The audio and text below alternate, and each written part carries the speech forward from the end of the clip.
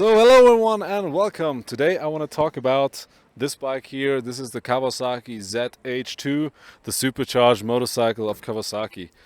I'm here today at this beautiful lake in northern Italy. You can see a beautiful scenery behind me. And I was riding this bike the whole day now, and I just want to give you my feedback on it. It was a bike I wanted to ride for a long time because it also very much fits into this category of hyper naked motorcycles. And yeah, it was really a pleasure to drive this motorcycle. I mean, I have to start with the star of the show, which is the engine and the supercharger itself. It's just amazing. It's totally different than anything else there is on the market or anything else I've ever experienced. Um, you can, it makes a very big difference in a motorcycle, and I didn't expect it to that degree. The first thing you realize is that you, compared to a four-cylinder or inline four-cylinder engine, you do have quite some torque down below. You have a very strong, tough engine with much reserves, and it just makes it more comfortable, I would definitely say, in the lower revs. But when you get up the revs, it's really amazing. It's something beyond, some from another world, I would say. It's not comparable to anything else. It's just the torque is so direct, always there, always pushing you on. So incredibly capable engine. And yeah, the whole package of it, it is not a racetrack sport bike, so it's positioned as a hyper naked motorcycle. And but that from the beginning brings me to my first thing, which I did not like too much about this motorcycle, is that regardless of it having a very capable engine, which would be very good on the racetrack, you have to say that this bike does not have racetrack capabilities.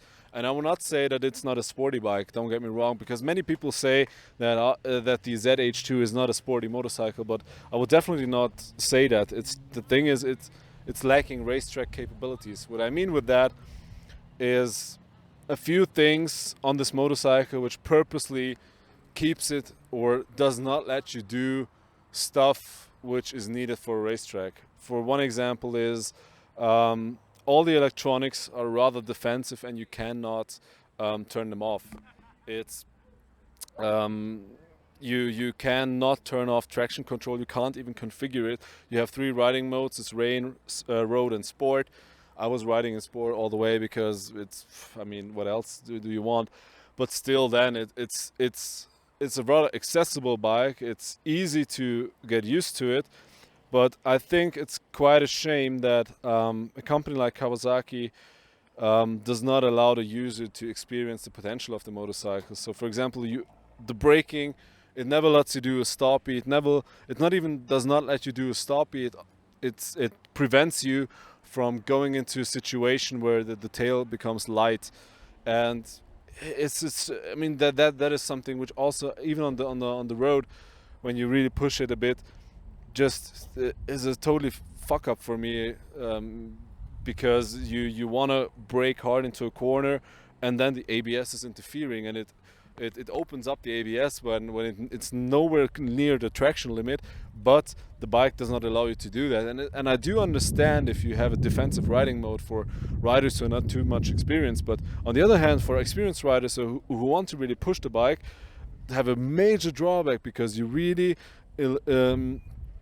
you make your braking zone longer with that. You really lose meters on the braking, and it sets you off. If you don't expect it, it really is something to to think about. And as you see, for example, we have Stilema Brembo brakes on it, which are racetrack brakes. We have good brake discs. We have a good radial Brembo brake pump, but the whole system does not allow you to use its full potential of it.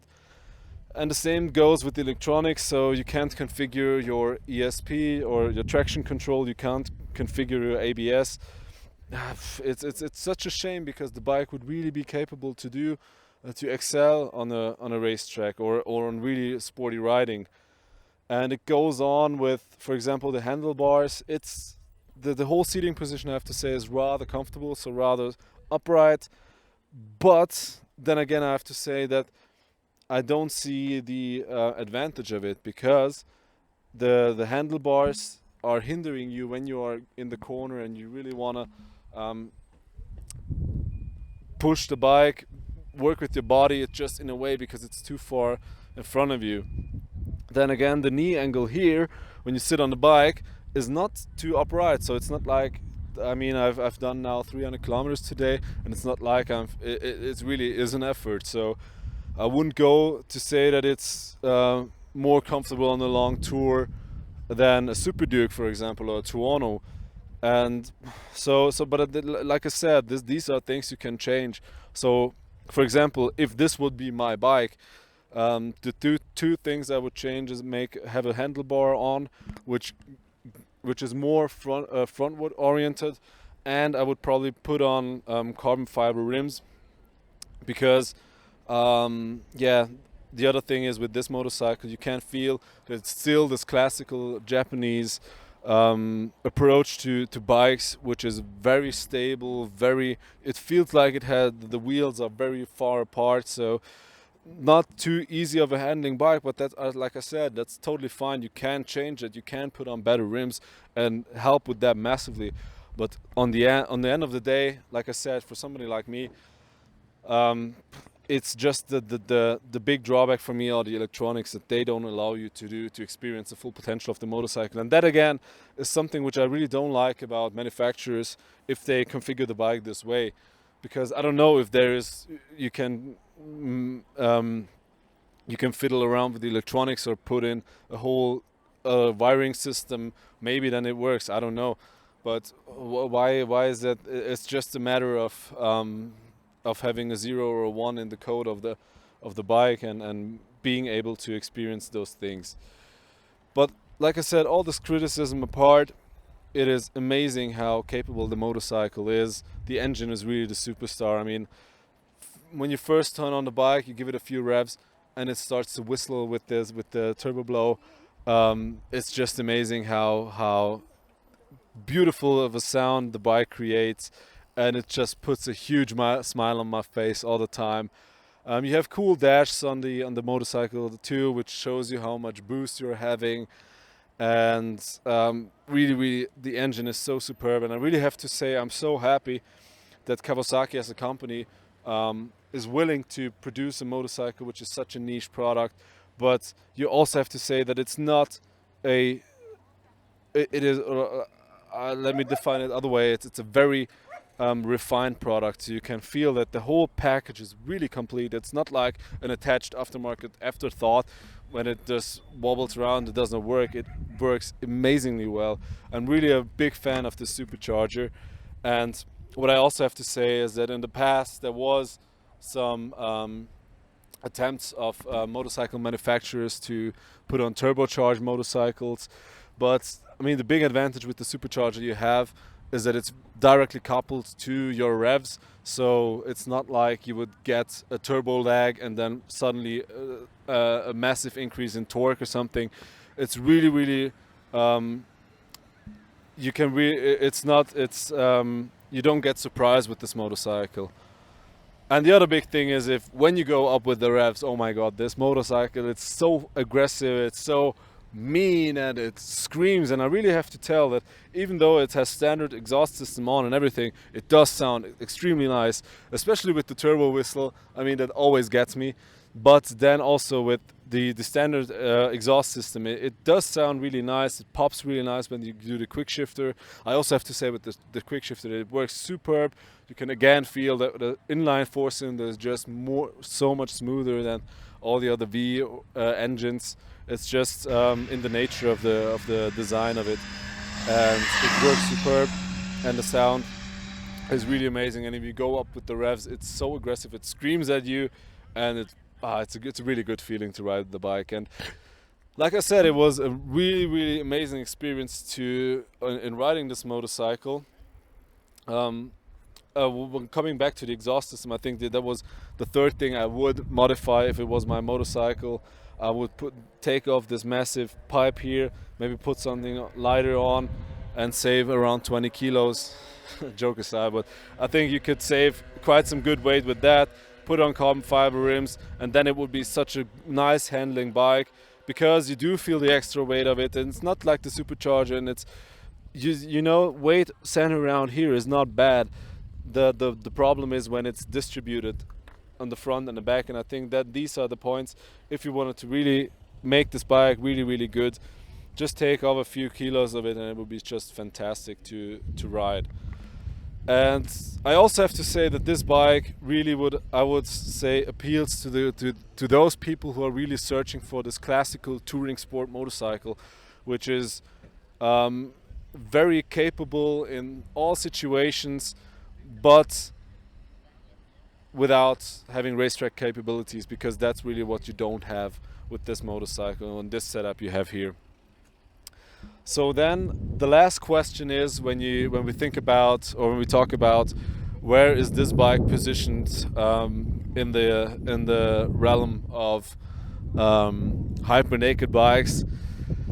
And there I would say that when it comes to sportiness, track performance, it goes Tuono, closely followed by the Street Fighter, then the Super Duke, and without racetrack capabilities, it's the the ZH2. It's, I would say, from this aspect, the one on the lowest capabilities when it comes to that. When it comes to road capabilities, it's definitely, together with the Super Duke, I would say definitely the more approachable motorcycles, the ones which require the least effort to get used to feel yourself comfortable with. Also a motorcycle which does not require too much movement of your body. You can really ride it easily, and it's really a nice thing. And I would also say that, especially for those people who like the inline 4, who do not like the vibrations of the V2 or the V4 engines, it's such a superb bike because of the supercharger. You almost have the best of both worlds. You have the torque down below, not as much of course as a Super Duke does. So it's not a motorcycle. I mean, you can ride it in a way that you do not that you give it big gas with low revs, but it does not pull like a Super Duke does. When the revs go up, it really does, and it's similar to the torque and the power of a Super Duke. Don't get me wrong, but it's not that in every gear you're in you could just pull the throttle and it would pull away. It does pull, but not as fast as a Super Duke, I would say. Nevertheless, if you like the inline 4 engine, if you do not want to take your bike really on the racetrack, or maybe put it on the racetrack but not be ambitious about your track time performance, then it's a really great bike for you. And like I said, I'm so happy that Kawasaki did this concept, that the motorcycling world has the choice and has this variety, especially with those technical masterpieces you have here of a supercharged engine. It's really been a great pleasure to ride the motorcycle, and I'm really happy that I experienced the motorcycle as it is. So yeah, I think I hope I could help you with my impressions. This is V4 Maniac. Cheers.